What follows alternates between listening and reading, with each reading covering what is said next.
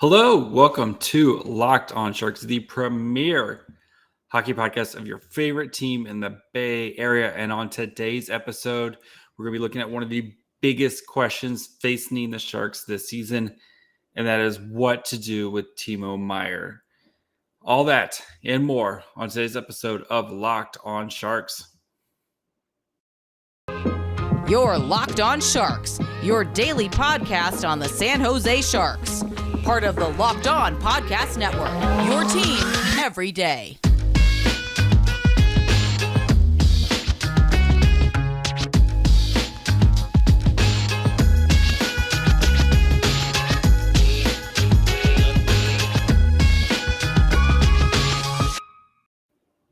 I'm your host, JD Young, contributor at Fear the Fan and San Jose Hockey Now. I want to thank you, of course, for making us your first listen. We're free and available wherever you get podcasts. Of course, you can subscribe on YouTube. And we're down to like 2 weeks left of 3 episodes a week. And then we'll be back to being your team every day starting September 19th again. So I can't believe the season's almost here already. But on today's episode, we're going to be looking at the big question that is, what should the Sharks do with Timo Meier? So if you've been listening for a while, you know we kind of did this whole, or if you've just been a fan of the Sharks for a while, you know we did this whole song and parade last year with Tomas Hertl and the will he, won't he of signing a new contract, and should the Sharks trade him? What should the Sharks do? And we're ready to do it again this year with Timo Meier. So if you guys don't know, we'll just kind of sum everything up. We're going to look at a couple different options that the Sharks have with Timo and kind of figure out what the best path is with Timo Meier. So Timo Meier, of course, is on the last year of his 4-year, $6 million AAV deal. And he has a $10 million qualifying offer. So what does that all mean? Basically, the Sharks own his rights.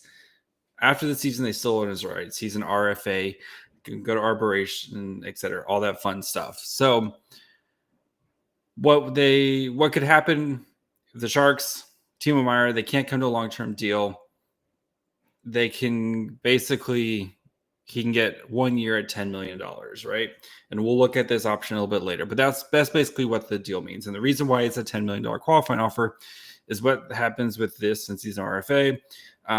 They look at the way his contract is structured and not what his actual AAV is, but how much he's actually getting paid this year. Timo Meier is getting paid $10 million from the Sharks this year.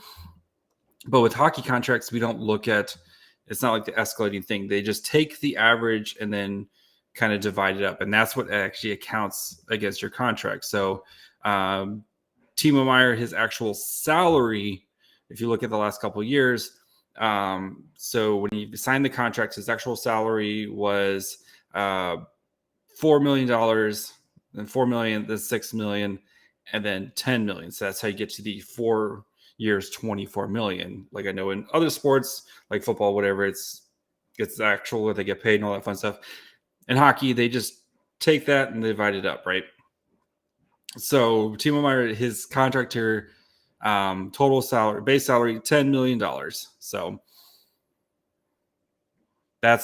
what they do is they take that last year of that contract and then they use that as a qualifying offer. So I believe Doug Wilson did this to try to set them up so that way they would sign him long term. And we'll get into what the qualifying offer is and all that fun stuff here in a little bit, and if that's a potential avenue for the Sharks. So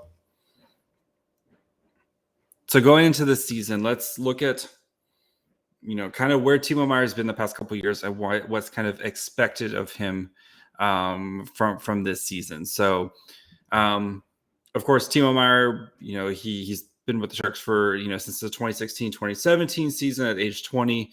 He played 34 games. He's dealing with mono, et cetera, et cetera. That 17-18 season is kind of where he really took form.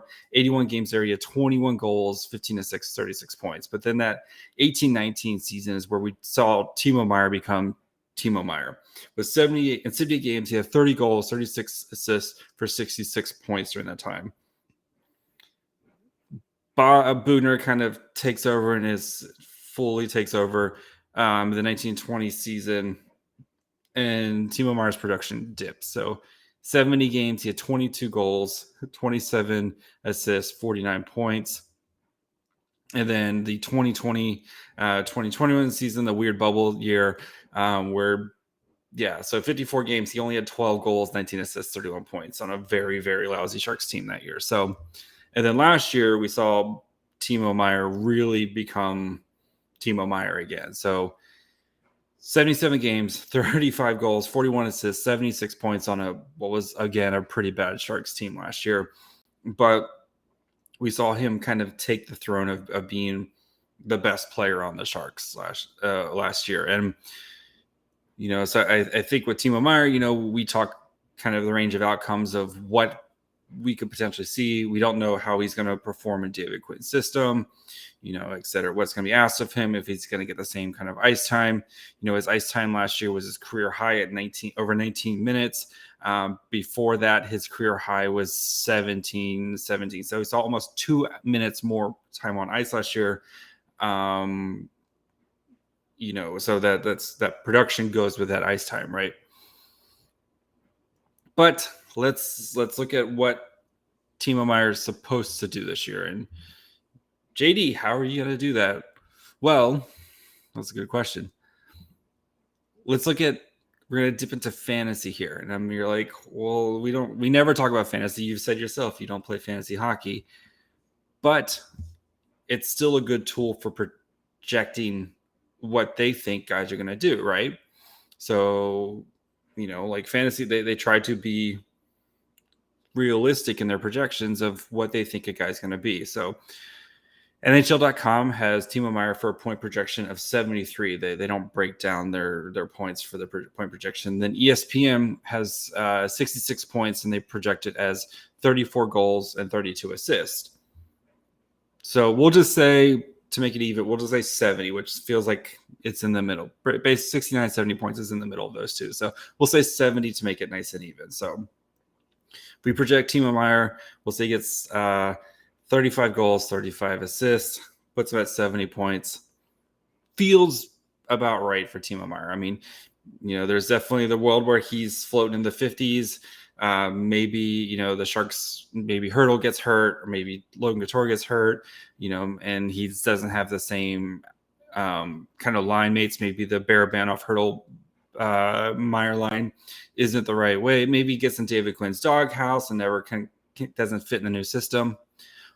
So maybe I'll say the floor for Timo Meier, we'll say is 50 points, which, again, looking at the last couple seasons, if you throw out the weird, COVID season where they only played 54 games and all that stuff, but even in a down year in 70 games in the 1920, he was at 49 points in 70 games. So, boom, looking at the 18-19-66, like 50 points, I think, is the absolute floor for Timo Meier. And that would be a bad season, I think. And then I think another range of outcomes is Timo Meier is in the 85-90 points. Eklund, maybe they put Eklund on that line, and it's the Eklund Hertl Timo Meier show. They're one of the best lines in the league. This team, although they struggle to score, Timo Meier is kind of doing the heavy lifting. What if he's 40 goal season that we're, a 40 goal season from Timo Meier and 50 assists, where he's going to get all the power play opportunities, going to get first line minutes, et cetera, et cetera. So I don't think it's going to happen, but I think that's the range of outcomes, 50 to 90 points, and 70 is right in the middle, and that's where it kind of feels right with him. So where does that put him going forward? So before so what we're going to do next is we're going to look at kind of the different options. If Timo Meier has an average season, kind of the different options of what the paths going forward would look like for the Sharks and for Meier. But first, we do have to take a quick break. Let you guys know about our friends over at Built Bar. You guys know Built Bar, the best tasting protein bar on the market. But if you haven't tried yet, you need to go try the Built Bar Puffs. They're amazing. They have always have new flavors, and right now they have cookie dough. It's covered in chocolate, and it's just everything that's right in their world, right? Who doesn't like chocolate? Who doesn't like light, fluffy textures? And who doesn't want it covered in 100% chocolate? So you get all the joys of eating cookie dough without the hassle of making it. And it's healthy for you. It's only 160 calories and 15 grams of protein. So head over to built.com and snag yourself a box. Or if that doesn't sound like the flavor for you, they have a bunch of different flavors. And they get a bunch of new flavors coming in all the time. You can try one of their assortments so that way you can find your favorite Built Bar. Go check them out. So head over to built.com, use the promo code LOCK15, get 15% off your order. Again, use the promo code LOCK15 for 15% off at built.com. All right. So let's look at the different options for the Sharks and Timo. So we'll say kind of 70 points, or he's on pace to 70 points. So I think the first option is either before the season or during the season, you get a long-term extension. So there's a couple different routes here. And I kind of look at some previous guys or some guys who are kind of in the same ballpark of him. And I think you're going to hear Kevin Fiala's name a lot in today's episode because I think it fits a lot, Timo Meier definitely, I think, has been much more consistent, a better producer than Kevin Fiala, but Kevin Fiala did have that spike here this year. So, and then Fiala, of course, was traded to the Kings before the season started, or before free agency started. Sorry, but Kevin Fiala though. So let's look at him. Past couple seasons, played with Minnesota. I mean, he's actually been in the league for 8 years now, or 9 years now. It's kind of crazy, but a couple games here or there as an 18 and 19-year-old. But saying he's a year older than Timo Meier, so he'll be he just turned 20. Actually, he's not even a year older. He's like a couple months older than Timo Meier. He was actually in the 2014 draft because he's he missed the cutoff. So he's younger, one of the younger players in that 2014 draft. But all right, definitely has dealt with, I think, injuries and consistency a little bit more. But that 18-19 season, so he kind of split that season between Nashville and Minnesota, played 64 games for Nashville. So, of course, drafted by Nashville, kind of came up through them, and then got traded to Minnesota. 64 games for Nashville that year, 10 goals, 22 assists, 32 points, 19 games for the Wild, 3 goals, 4 assists, 7 points. So in 83 games that year, he got to play an extra game for free. He had 13 goals, 26 points, 26 assists for 39 points. Nothing that really kind of blows you away. 1920, 64 games before the COVID shutdown, 23 goals, 31 assists, 54 points. Pretty solid. During the weird COVID year, pretty easy, 50 games, 20 goals, 20 assists, 40 points. But then this year really blew up. Full 82 games, 33 goals, 52 assists, 85 points. So definitely there in the goals department with Timo. Assists a little bit more. Of course, the Wild are a much better team than the Sharks are.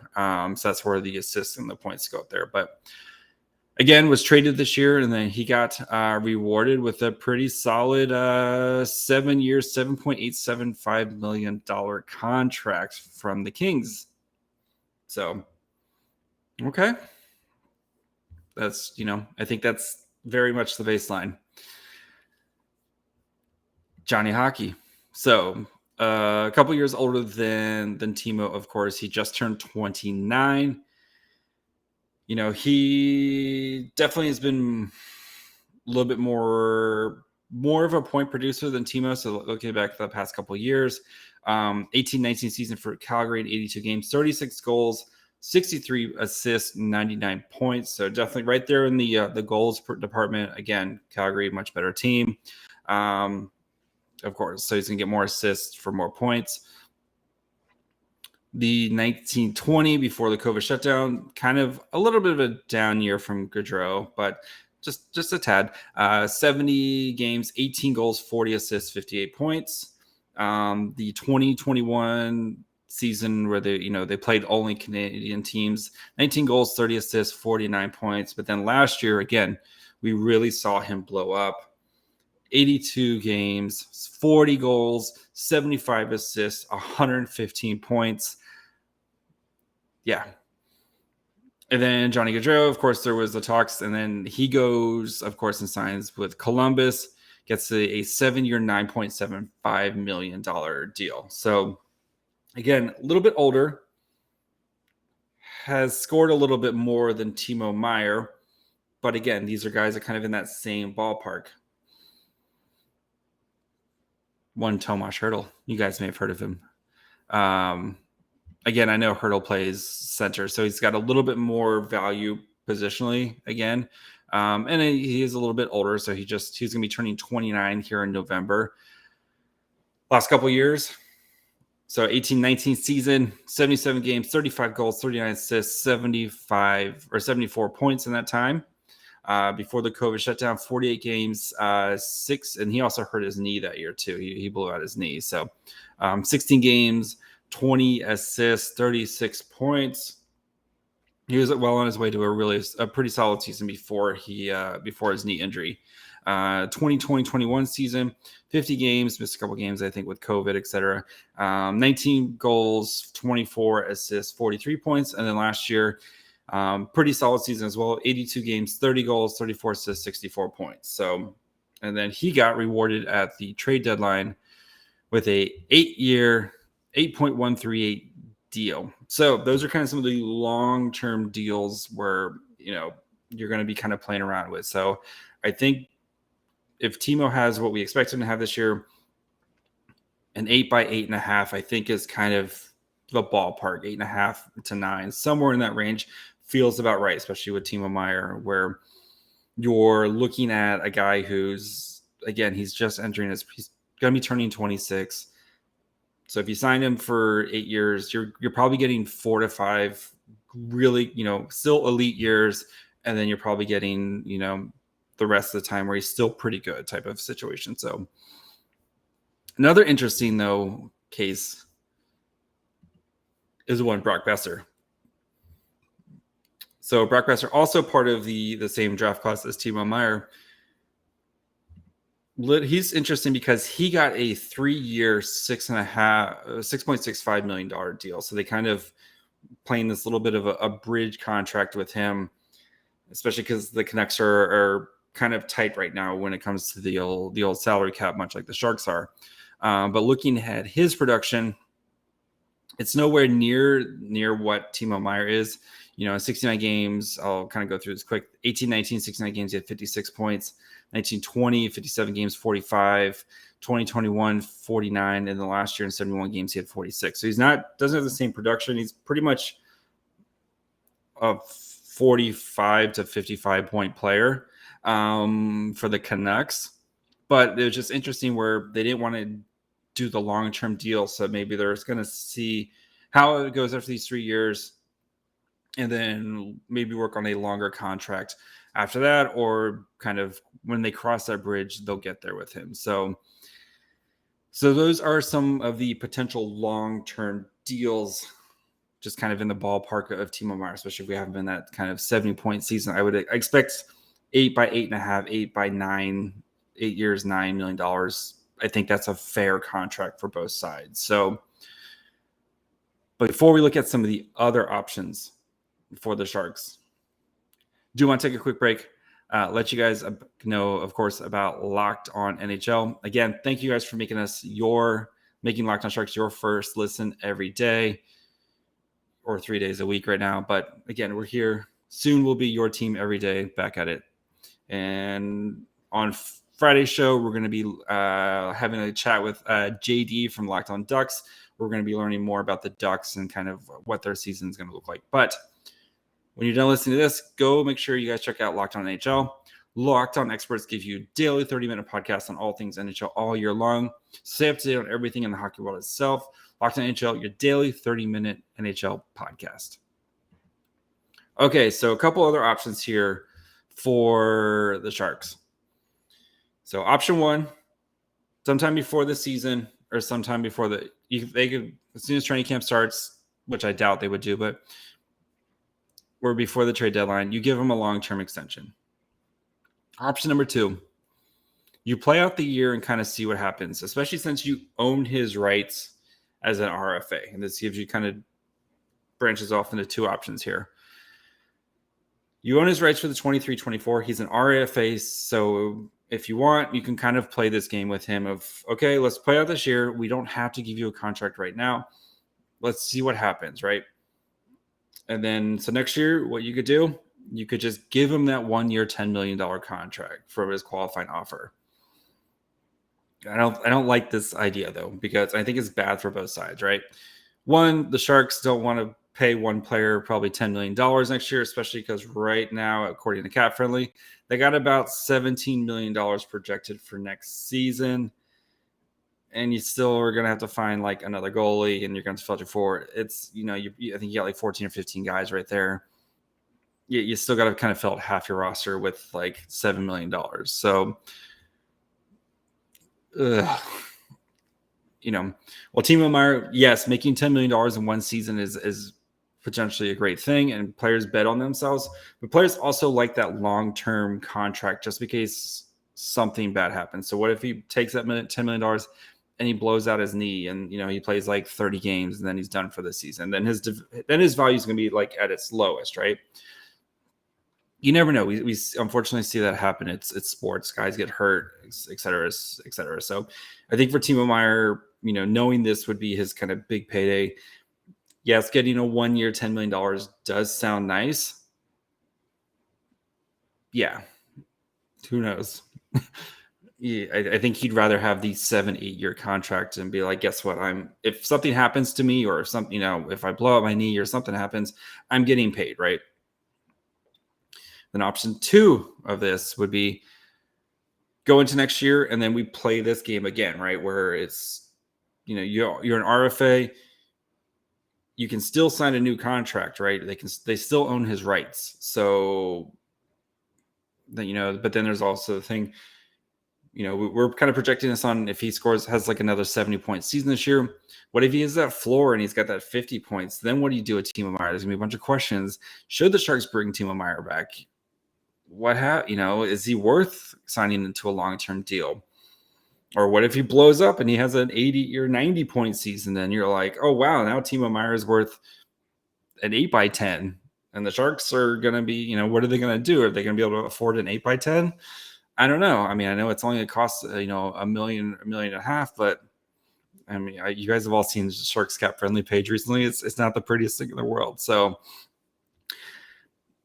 again, we'll kind of see how this plays out with them and what they want to do.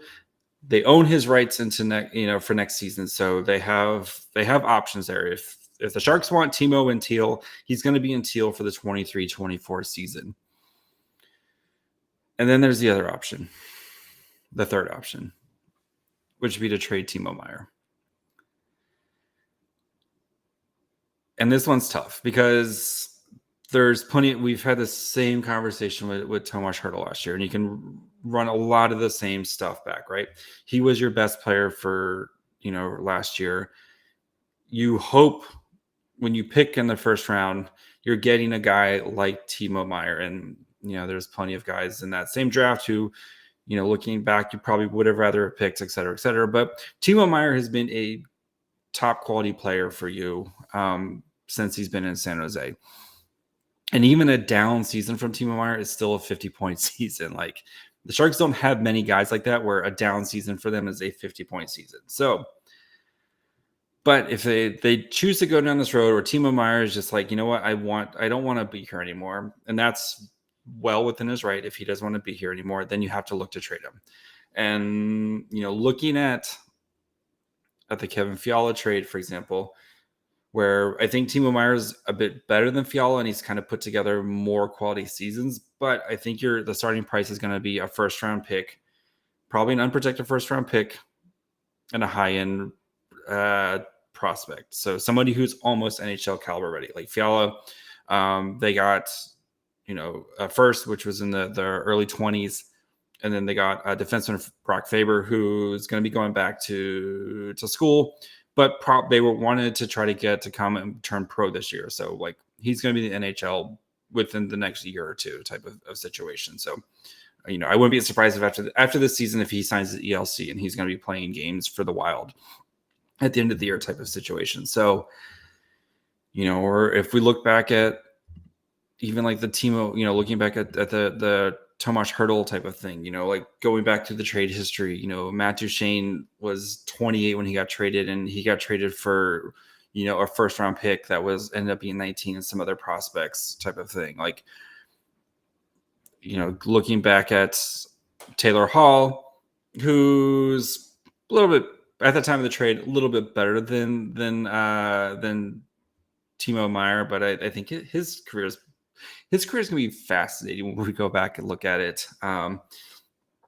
But he was making $6 million, and the Devils got traded from the Devils to the Coyotes for a first round pick in 2020, which was top 3 protected. Kevin Ball, a third round pick, and some other guys, right? In that first round pick, they got Dawson Mercer. So looks like he's well on his way to be a pretty good player. Like, getting for the Sharks, if they are to do this, getting a first round pick in what's supposed to be a monster 2023 draft class, and then getting someone who's going to be playing the NHL over the next couple of years, who's on a very cost controlled contract, is the goal. The problem is, are you going to get whoever you pick? Are they going to be better than Timo Meier?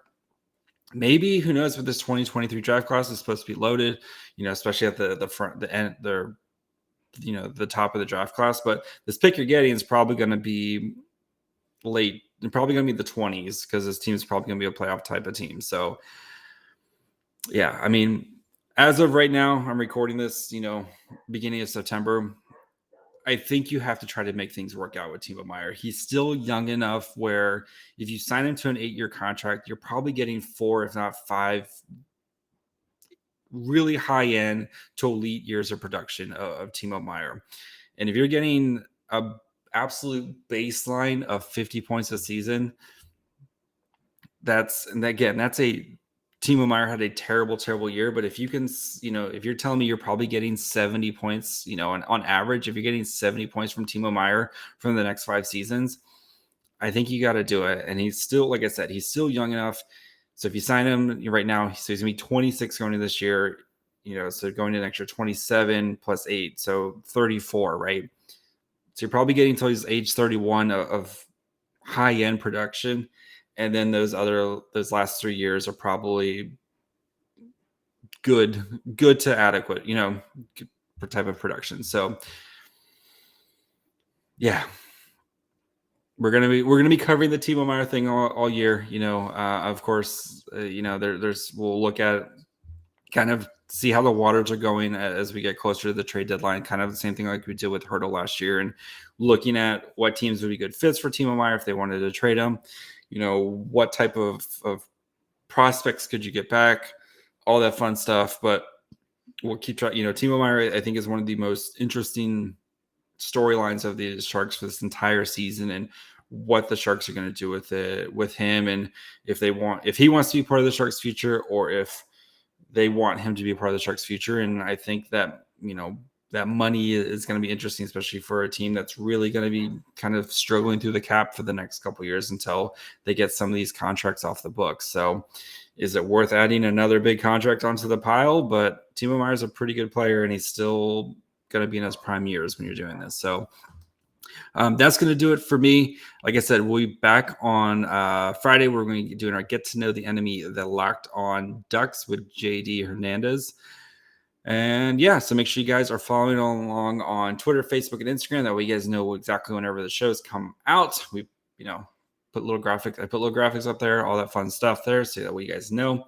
And then, of course, you can listen wherever you get podcasts: Apple, Spotify, Odyssey, you name it. If it's a podcast platform, you can find Locked On Sharks. If you guys haven't, please leave a review, especially on Apple. Those, the whole Apple charts and everything like that. Reviews are big for helping to get the show expanded to more, audiences, especially the season's right around the corner. Getting a nice, fresh set of reviews in there would be great right now. So please make sure you guys go do that. And subscribe on YouTube as well. Again, we're going to try to do more kind of after, especially on the weekends, I think doing more after the game stuff of kind of hanging out and kind of digesting the game together. So make sure you guys subscribe on there. Locked On Sharks on YouTube. Yeah, go ahead, subscribe, click the little bell. That way you know when we go live. And yeah, you can follow me on Twitter at myfryhole. And again, be back on Friday. Make sure you guys go check out Locked On NHL. And that'll do it. Bye, friends.